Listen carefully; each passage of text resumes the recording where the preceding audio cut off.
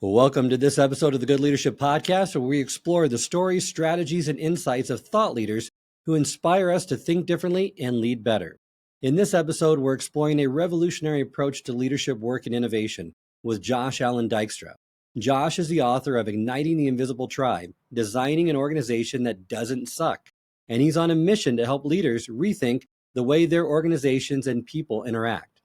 During our conversation today, we're going to explore how leaders can empower their teams by designing environments that spark creativity and energy.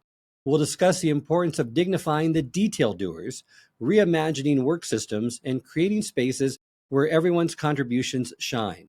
Josh is also going to share some insights around embracing change, planting seeds for future breakthroughs, and how ignorance, yes, ignorance, can sometimes be an unexpected advantage in leadership and in life. So get ready for a conversation packed with actionable strategies to ignite purpose and innovation in your organization. Welcome to the Good Leadership Podcast, where we explore the stories, strategies, and insights of thought leaders who inspire us to think differently and lead better. Through candid conversations and expert perspectives, we dive into the challenges, breakthroughs, and practical lessons that shape exceptional leadership. You have said that the architect's job is to design environments that empower builders to perform at their best and be their most creative. Why is this shift so important for leaders to make, especially now? Yeah, what I'm trying to do here is just kind of give people some different kind of like non-corporate language to think about what they do. I like the idea of an architect because what they're doing is by nature it's very strategic, it's very spatial, right? It's very grounded in reality, but it's not building, right? Like you need to understand all of the fundamental rules of the natural world to be able to architect something that's going to stand. But you're actually not the one out there doing the building of it. And so what I'm trying to highlight here is just some different ways to think about the work that we do, and that some people are naturally energized kind of by the thinking and the architecting and the strategy and the spatial qualities of things. And other people are really energized by actually building the damn thing. What I really want people to think about here is that these two kinds of roles are absolutely level. That one is not better than the other, one is not more important than the other. One should not get paid more than the other. There should be a leveling in our organizations and the way we think about jobs, because these things cannot happen without each other. So again, we're kind of getting back into this more like symbiotic, biological kind of homeostasis kind of idea where we're trying, like, everything works in concert. Right? I'm blending a lot of metaphors here, but like, how do we actually, there's a balance as it happens in nature. Whenever there's too much power asymmetry, things start to get bad. And this happens in our organizational life too. And so we've got to be really careful to not create too much power asymmetry inside of our organizations and not elevate our architects too far above the builders, or like that's usually the direction this would go, right? You've got your thinkers in their corner offices and the builders out on the railway. And I like how you say that architects have to create those spaces and systems that allow the builders to thrive, because without this partnership, organizations can't innovate or adapt. And that's such a great distinction, because it really flips, in some sense, that traditional leadership model up on its head and makes room for everyone's contributions to really shine. And you've also written, which I love because I haven't heard this before, about the importance of dignifying the detailed doers.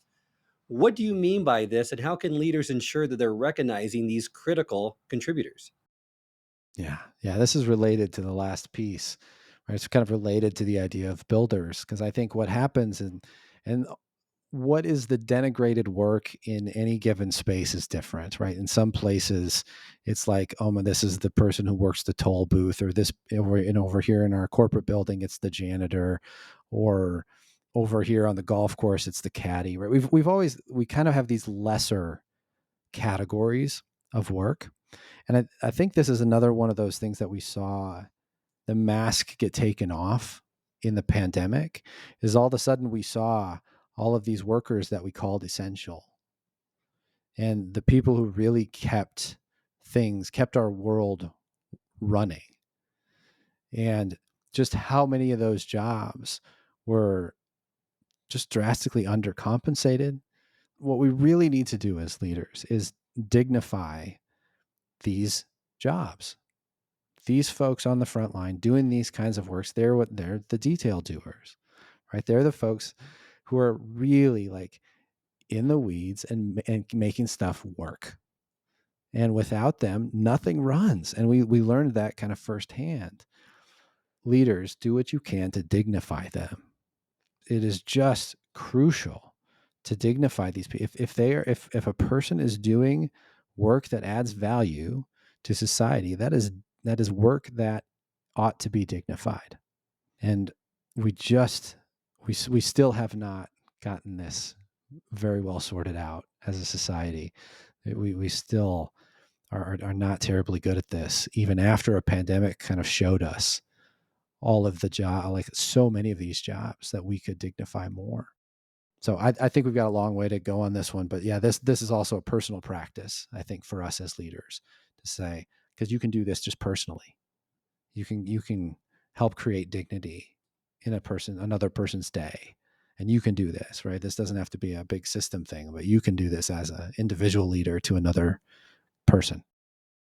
And that's such an important reminder because the detail doers often feel overlooked, right? Because they're the ones that are making the vision a reality every single day. So it's critical to keep that in mind as we go through this. And getting a little bit broader perspective, a lot of people feel like they're confined by the systems they operate within.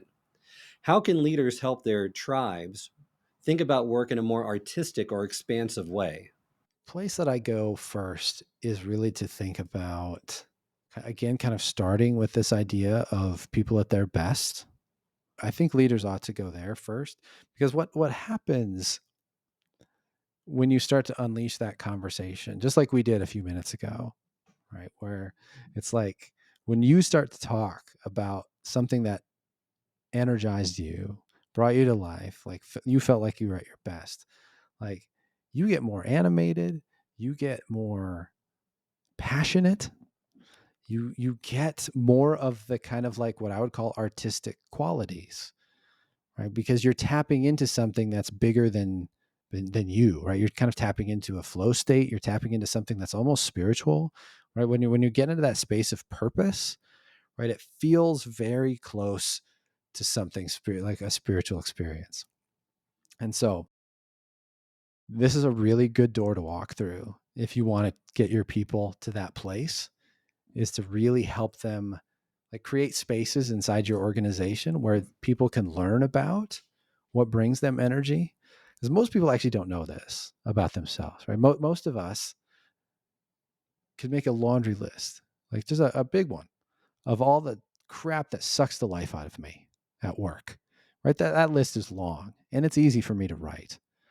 What brings me energy, what lights me up when I'm at my best, like that's actually a much harder list for me. Like most people don't know.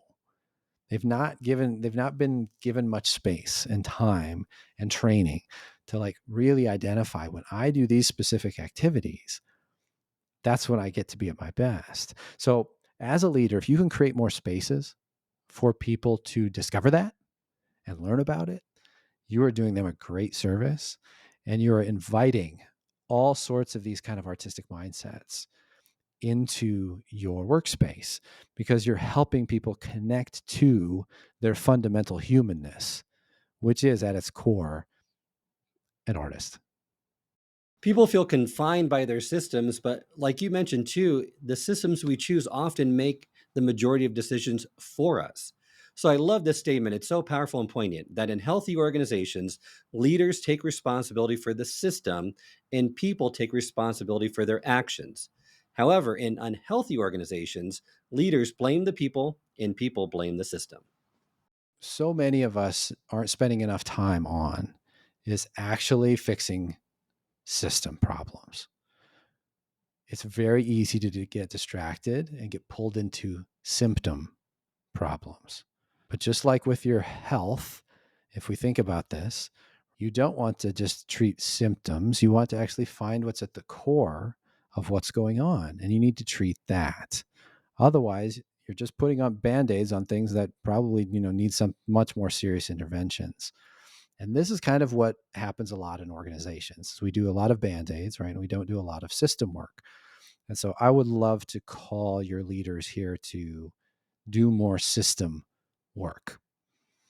And I'm using system kind of interchangeably with the idea of an environment, right? So the system and the environment in the workplace are two very similar things, right? So work on, let me say it this way. Think about all of the systems in your organization, right? You've got performance management systems, and you've got HRIS systems, and you've probably got payroll systems, and you've got systems that kind of dictate how you do meetings, right? You've got systems that everybody uses for calendars and scheduling, right? You've got all of these systems, chat, we got all this tech right now. We've got all these platforms upon platforms of different things that people need to use to communicate with each other. All these systems. How many of these systems that your organization uses are energizing for people? You think about it through this lens, and it might not be a very pretty picture. It might not be, oh yeah, no, everybody loves our performance management system. Probably not, right? Like, a lot of these systems are kind of life-sucking vampires. They just really are not giving people anything. They're just sucking the life out of people. As a leader, you could fix this. You could work on these things. Please keep your focus there. These are the things that engage and disengage people so many of the time. It's these systems that, to your point, Charles, feel outside. They are outside of the control of the individual contributors. They can do nothing about this. As a leader, you can, and you should. And that's such a profound observation. It really underscores how leadership isn't just about individuals, but about designing these environments where people can thrive. But as you know, change can be terrifying for organizations. And as you have suggested, you need to make like a shark and swim and adopt a mindset similar to Google's, which is in a forever beta mindset.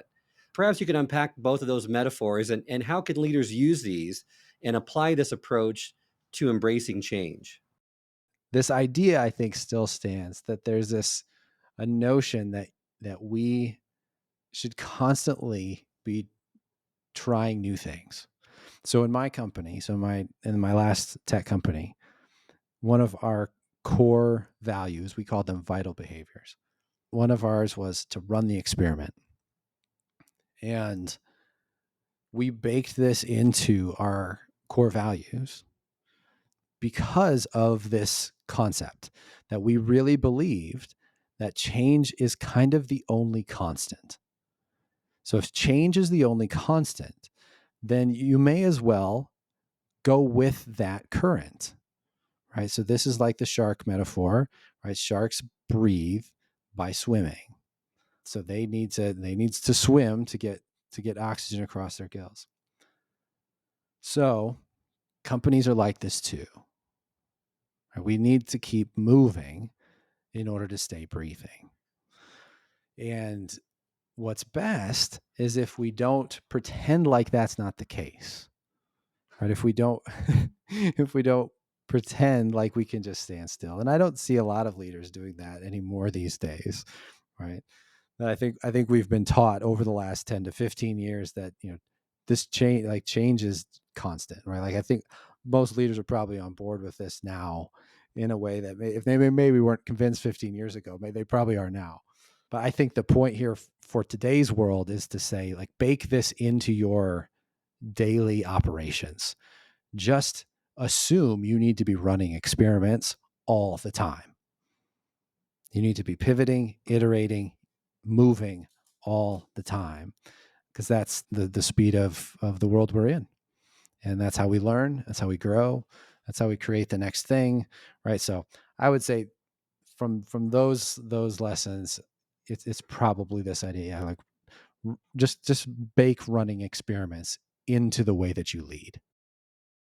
Such an empowering way to think about change, and it makes it feel like an ongoing journey rather than a destination that we have to fear, which helps with embracing that change and baking it into our DNA.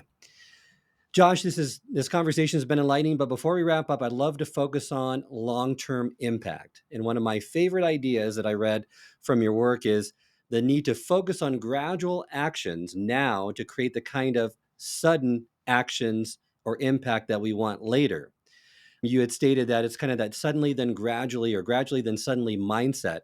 Perhaps you could unpack that for us today, and what are some of the ways that leaders should start, or what are some of the things leaders should start doing today to create those future breakthroughs? Yeah. So this quote kind of comes from a Hemingway story, where the one character asks the other character, "How did you go bankrupt?" And the other guy says, "Well, two ways actually: gradually, and then suddenly." And a mentor of mine told me this quote, I don't know, maybe 10 years ago, and it has just stuck with me. And it's only become more poignant as I've gotten older, because I tend to think so many things in life work this way, where it's gradually and gradually and gradually, and you don't think anything's happening. And so it's more gradually. And then you plant some more seeds, and it's still more gradually. And you're watering the seeds, and it's more gradually. And then suddenly the plant sprouts, right? It pops out of the dirt. And I think so much of life is like this, where there's so much planting, there's so much waiting, there's so much watering. And it's really kind of the unsexy period, right? Because you just don't see much happening. But I think this is how health works, right? Like, we do these practices and habits that keep our bodies healthy. And we do them and they're kind of tedious. You're brushing your teeth, you're flossing your teeth every day, right? This is kind of like tedious, unsexy stuff. But it's the stuff that allows you to live a healthier, longer life, and hopefully not get that suddenly of a sudden illness or something, right? I think this works in our companies too, right? We can talk about it in terms of investing in products, right? Like, product development cycles kind of work like this, right? You're just slogging away for month after month, year after year. It's the 10-year overnight success in music, right? It's the 10,000 hours from Malcolm Gladwell, right? It's the same idea, right? All of these things are kind of the same idea. There's all of this kind of unsexy discipline work that eventually creates great outcomes. And so what I became particularly obsessed with when we were building this technology was this idea of, okay, and we call them practices, right? So what are the practices that you're going to practice gradually, knowing that if you do that, it will create this kind of suddenly that you want, right? So we're not talking about like a bad suddenly. We're not talking about like the surprise of the diagnosis. We're talking about like a great, like, no, this creates that 10-year overnight success. It's that idea, right? So, but what are the things that we need to discipline ourselves to practice gradually in order to create that sudden outcome that you want somewhere down the road? Well, that's so practical and inspiring, because it's also a great reminder that big changes come from consistent, intentional effort, which many people Yeah. forget when they want that drive-through breakthrough instead. Lastly, you've written about how ignorance can be sometimes a surprising advantage, especially in entrepreneurship and life. Why do you think this mindset is so valuable for leaders and even for parents? So the idea here came to me when I was thinking about being sick. So I was thinking about, oh, last time I had a cold or whatever, all I wanted was to not have a cold. Right? All I wanted was to feel better. And right, I was obsessed with it. Right? Like, it was like the only thing on my mind is like, why? I hate feeling this way. I want to get back to normal. But then what I noticed is interesting is that once I'm kind of back to normal, I don't remember being sick. Like, I've completely forgotten what it's like to feel so crappy and under the weather. And I was like, why does that happen? Like, why do we forget these things? And the only possible idea that I can come up with is that it does keep us focused and keeps us kind of like fresh on, okay, like, it helps us do new things that, maybe I wouldn't actually try if I remembered the crap of before. It's a similar effect to, like, if you become a parent, right? So for those listeners who are a parent, right, you might your remembering self might say, oh my goodness, like all of the great things about my kids when they were little. And you may have forgotten all of the diapers you changed and all of the like late nights and the waking up in the middle of the night. And like, right. So it's like, we kind of forget some of those crappy things. And I think that's like maybe some kind of biological mechanism that helps us keep doing new things. Because if we always remembered these other things, maybe we wouldn't try so hard, or maybe we wouldn't, have more kids, or maybe we wouldn't, do that next crazy entrepreneurial idea if we remembered all the hell that we went through last time, right? So it's like, I think there's some sort of mechanism in there. Maybe it's biological. I don't know. I'm still exploring this, but I think there's something potentially interesting in here to say, maybe this kind of ignorance is our friend because it helps us keep trying hard things, keep trying for important, meaningful things, keep trying for things that actually make the world better. Even though last time, trying that I got the snot kicked out of me, but I'm going to try it again because I don't really remember that as much as I should. That's such an encouraging way to look at uncertainty, and it gives us permission really to take those risks and learn as we go. Thank you, Josh, for joining me today. Remind our listeners how they can get in contact with you and learn more about your work.